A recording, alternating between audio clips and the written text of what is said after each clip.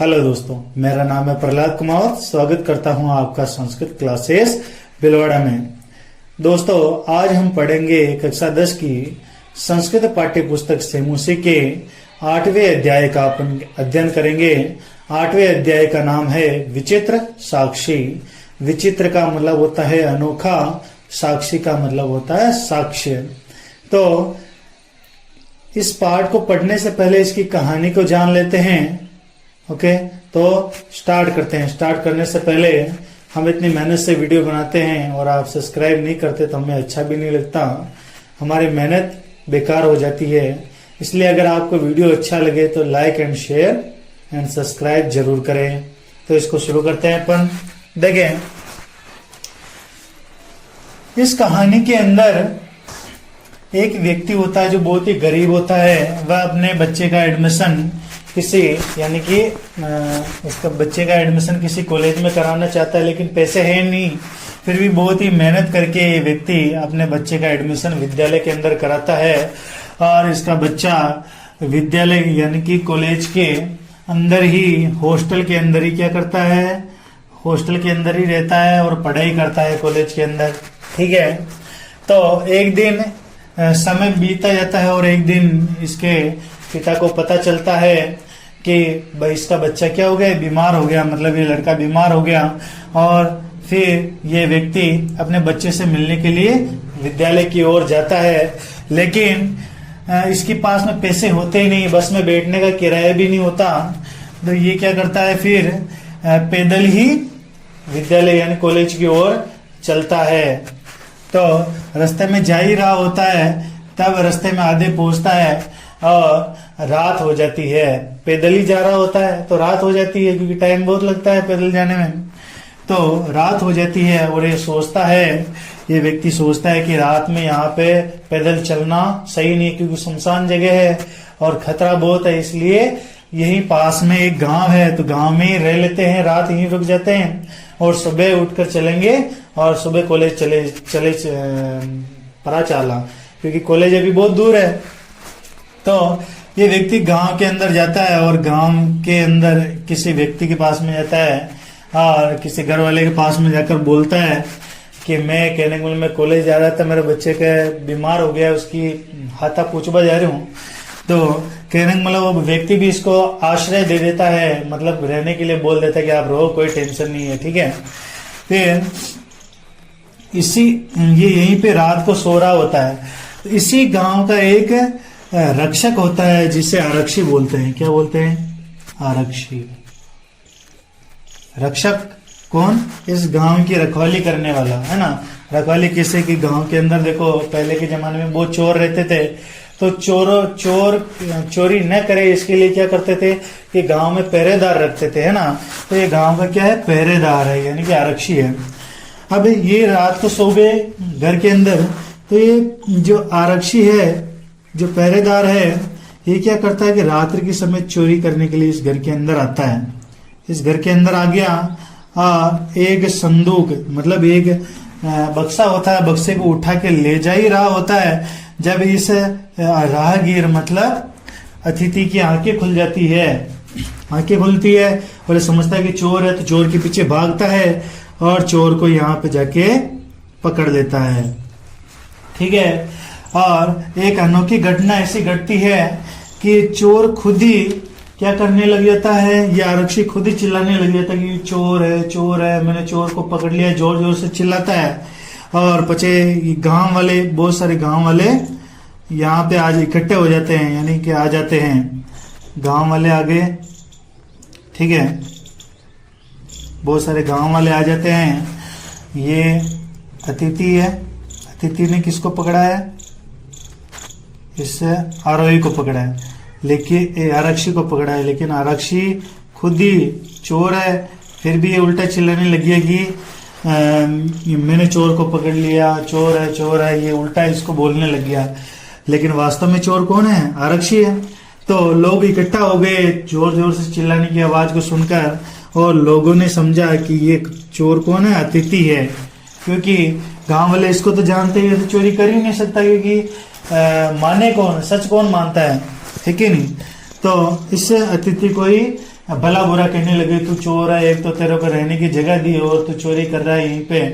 तो उसी समय पुलिस भी आ जाती है, पुलिस भी आती है और पुलिस किसको पकड़ के लेके चली जाती है, इस अतिथि को पकड़ के लेके चली जाती है। बेचारा बचाने वाला है, फिर भी इसको पकड़ के ले जाती है और ले जाती है अगले दिन न्यायालय में पेश करती है। न्यायालय में पेश करती है, मतलब अदालत में सुबह पेश किया जाता है। और पेश किया जाता है किसको, अतिथि को न्यायालय में पेश किया। ये अतिथि 2 चोटियां बना था, ठीक है। और फिर ये कौन है, आरक्षी। ये आरक्षी है, आरक्षी कौन है, गांव का रखवाला, ठीक है। ये कौन है, आरक्षी। न्यायालय में ले जाया जाता है पुलिस के द्वारा। और न्यायाधीश कौन होते हैं, बंकिम चंद्र होते हैं। कौन होते हैं, बंकिम चंद्र होते हैं। ये बंकिम चंद्र इन दोनों की बातों को सुनते हैं और फिर फैसला लेते हैं। इनको पता चलता है कि ये अतिथि तो है क्या है, निर्दोष है। क्या है, निर्दोष। और ये क्या है, आरोपी, मतलब निर्दयी, मतलब अपराधी है। कौन है, ये अपराधी है। अपराधी कौन, आरक्षी। यानी कि दोनों की बातें सुनने के बाद में बंकिम चंद्र को पता चल जाता है कि ये तो क्या निर्दोष है, इन पे फालतू इल्जाम लगाया गया है, फालतू इसको फंसाया गया है। जबकि अपराध किसने किया है, आरक्षी ने किया है। लेकिन सबूत नहीं है तो इसको भी दोषी नहीं ठहरा सकते। तो न्यायाधीश कुछ युक्ति लगाता है, ठीक है। और इन दोनों को बोलता है कि आप अगले दिन न्यायालय में आना। तो ये दोनों अगले दिन कहां पे आते हैं, अगले दिन, अच्छा अगला दिन कटा हुआ है, न्यायालय में, मतलब अदालत में आते हैं। और अगले दिन आते हैं तब न्यायालय का ही एक आदमी होता है, कर्मचारी होता है।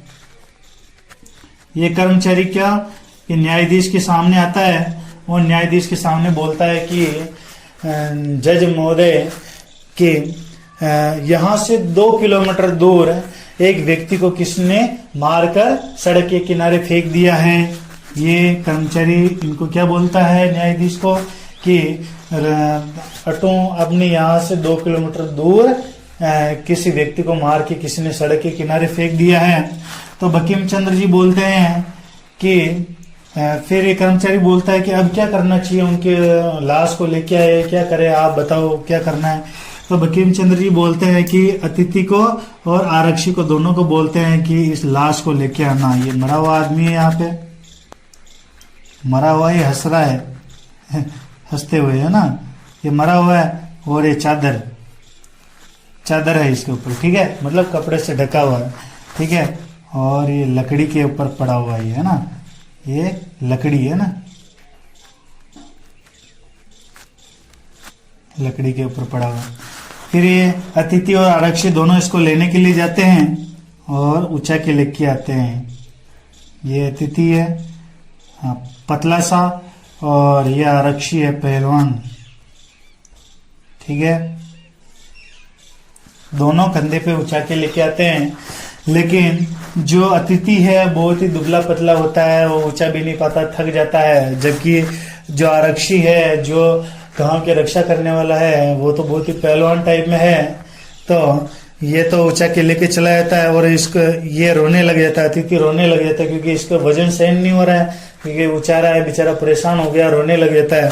तो ये आरक्षी बोलता है कि तेरे को यही भुगतना पड़ेगा, क्योंकि मैं चोरी कर रहा था, थारे पे जा रहे हो, मैं चोरी कर रहा था, तेरा क्या बिगड़ रहा था, मेरे को चोरी करने देता, अब भुगत तेरी करने की। और देख लेना तू, अगर तेरे को सजा हुई ना तो 3 साल की सजा होगी तेरे। कितने साल की, 3 साल की।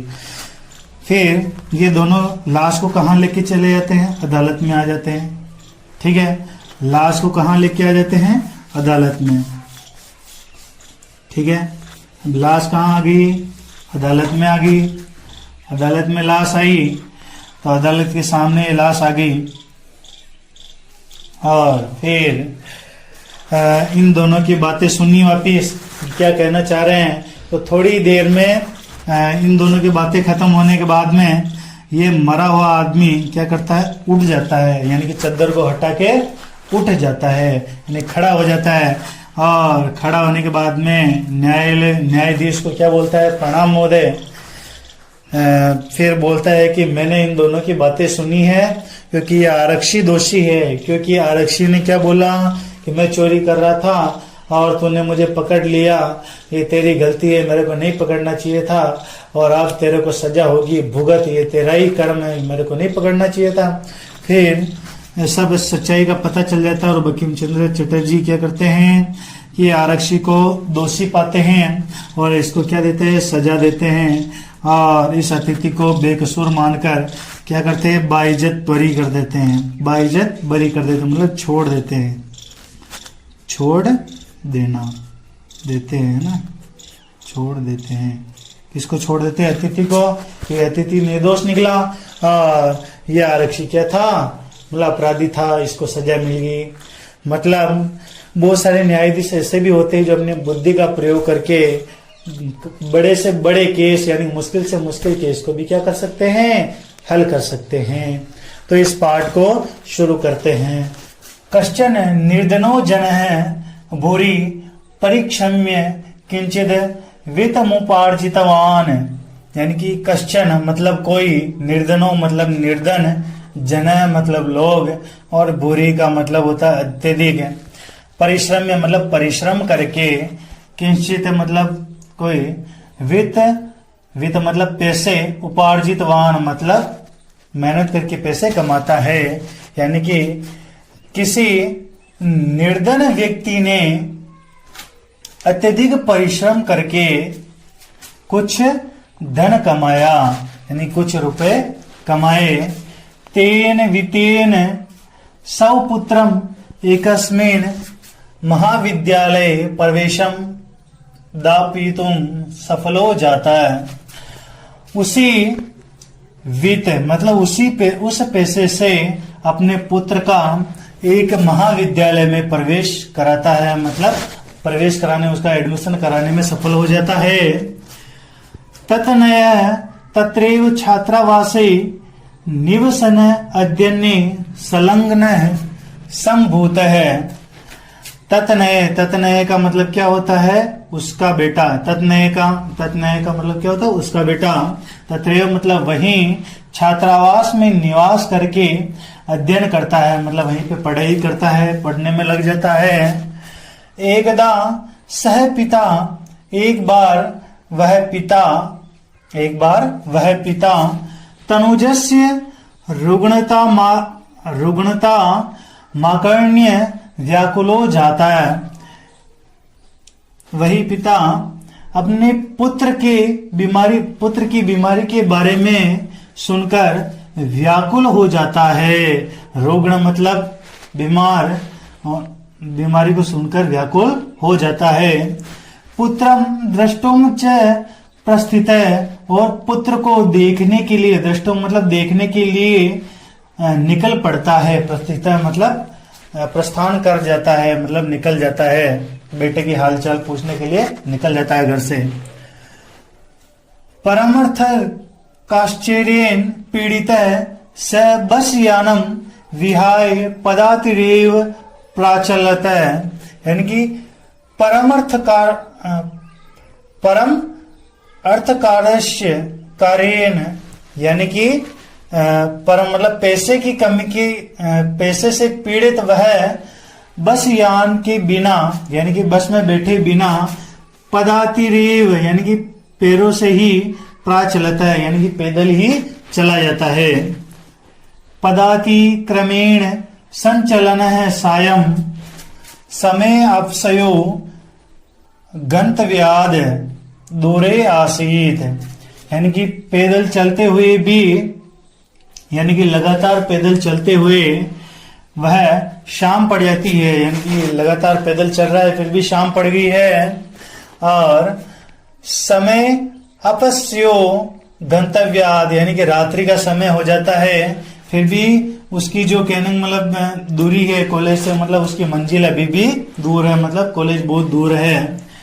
निशांधकारी प्रसरती विजने प्रदेशी पद यात्रा न शुभ वहा, यानी कि निशांधकारी, निशांधकारी का मतलब क्या होता है, यानी कि अंधेरे में, निशांधकारी मतलब अंधेरे में, किसी सुमसान विजने प्रदेश मतलब सुमसान जगह पर पैदल चलना सही नहीं है, मतलब सुमसान जगह है, पैदल चलना रात के समय सही नहीं है क्योंकि खतरा बहुत रहता है।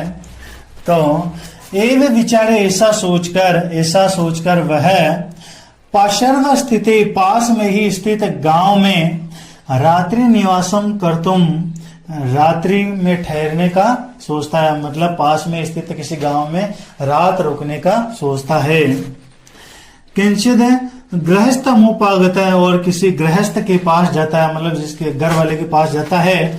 करुणा परोग्रही तस्में आश्रयम प्रायच्छत, और करुणा वाला वह जो गृहस्थ आदमी था बहुत ही दयालु था, करुणापूर्ण था, तो उसने उसको क्या दे देता है, आश्रय दे देता है, मतलब रात को रुकने के लिए बोल देता है। ये इस अध्याय के पहले पैराग्राफ के कुछ कठिन शब्दार्थ है और ये इसी पैराग्राफ का हिंदी अर्थ है। तो एक बार वापस हिंदी अर्थ भी पढ़ लेते हैं अपन। किसी निर्धन व्यक्ति ने अत्यधिक परिश्रम करके कुछ धन कमाया, उस धन से वह अपने पुत्र को एक कॉलेज यानी कि महाविद्यालय में प्रवेश दिलाने में सफल हो गया। उसका बेटा वही छात्रावास में रहकर पढ़ाई करने लगा। एक बार वह पिता अपने बेटे की बीमारी के बारे में जानकर व्याकुल हो गया और पुत्र को देखने के लिए चल पड़ा, लेकिन धन के अभाव से पीड़ित वह व्यक्ति बस को छोड़कर पैदल ही चल पड़ा। लगातार पैदल चलते हुए शाम के समय भी वह व्यक्ति अपनी मंजिल से दूर था। रात्रि में अंधकार होने पर विजन यानी कि सुनसान प्रदेश में पैदल चलना सही नहीं है, ऐसा सोचकर वह पास में स्थित एक गांव में रात्रि निवास करने के लिए किसी गृहस्थ के पास गया। दयालु घर वाले ने उस यात्री को रहने की आज्ञा दे दी। तो इससे आगे अपन सेकंड पार्ट में कंटिन्यू करेंगे।